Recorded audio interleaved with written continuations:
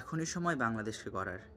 যে কৃষক ভাইটি সারা বছর ফসল উৎপাদন করে, শীতকালে অধিক উৎপাদনের ফলে যে কৃষকটি ফসলের পর্যাপ্ত মূল্য পায় না, কখনো সিন্ডিকেটের ফলে, কখনো অধিক উৎপাদনের ফলে শীতকালে সবজি পচে যায়, ক্ষেতের মধ্যেই তার ফুলকপিগুলোকে কেটে ফেলতে হয়, সে কৃষকটির মাথায় হাত পড়ে।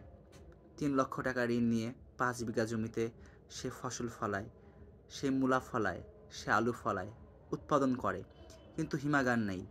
সে হিমাগার না থাকার ফলে সে মানুষটি তার উৎপাদিত ফসল বাজারে পর্যাপ্ত দামে বিক্রি করতে পারছে না। মরিচের কেজি আমরা ঢাকায় খাই ৫০০ টাকা কেজি, কিন্তু সে মরিচ এক বস্তা মাত্র ৫০০ টাকা হাটে বিক্রি করতে হয়। কেন বিক্রি করতে হয়? কারণ সিন্ডিকেট।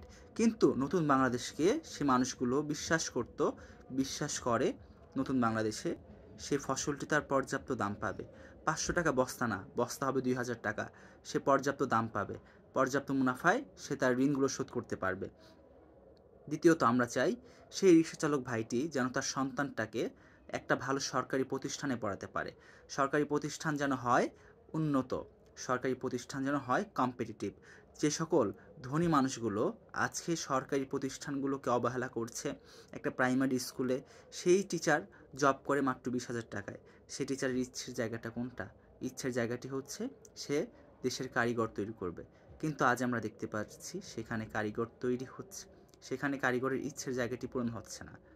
অর্থাৎ এই যে নতুন বাংলাদেশ, এই নতুন বাংলাদেশের হাতিয়ার হওয়া উচিত যোগ্যতা, মেধা এবং শিক্ষা। প্রিয় বন্ধুরা, আমাদের মাঝে দুর্নীতি, নতুন বাংলাদেশে হোক দুর্নীতিমুক্ত। আমরা প্রত্যেকটি মুহূর্তে দেখতে পারছি দুর্নীতির করাল ঘাসে বিগত বছরগুলোতে কীভাবে ফ্যাসিস্ট হাসিনা তিল তিল করে বাংলাদেশকে ঋণী করে গেছে। গৌতম আদানির কাছে আজকে বাংলাদেশের পরিশোধ করতে হবে ৪ লক্ষ কোটি টাকা, যে টাকাটি প্রায় বাংলাদেশের ১ বছরের বাজেটের সমমূল্য। অর্থাৎ ফ্যাসিস্ট হাসিনা এবং তার দোসররা যে বাংলাদেশ রেখে গেছে, সেই বাংলাদেশকে আবার নতুন করে গড়তে হবে।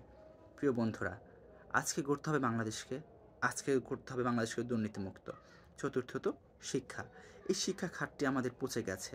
বিগত বছরগুলোতে কিভাবে আমাদের শিক্ষা খাতটা ধ্বংস করা হয়েছে। একের পর এক নতুন কারিকুলামকে ইন্ট্রোডিউস করানো হয়েছে, কিন্তু সেখানে কোনো উন্নত নেই। আজকে আমরা দেখতে পাচ্ছি কোচিং বাণিজ্যর নামে কীভাবে শিক্ষার্থীদের পকেট থেকে লক্ষ লক্ষ টাকা নিয়ে নেওয়া হচ্ছে, কিভাবে এই গার্ডিয়ানগুলোকে, শহরের গার্ডিয়ানগুলোকে একটা ছাত্রকে রোবট বানিয়ে দেওয়া হচ্ছে। আমি নিজে একটি কোচিং প্রতিষ্ঠানে জব করি, সেখানে আমি দেখতে পারি যে সেখানে কোনোভাবেই এই শিক্ষার্থীগুলোকে একটি কম্পিটিটিভ জায়গায় নিয়ে যাওয়া হচ্ছে না।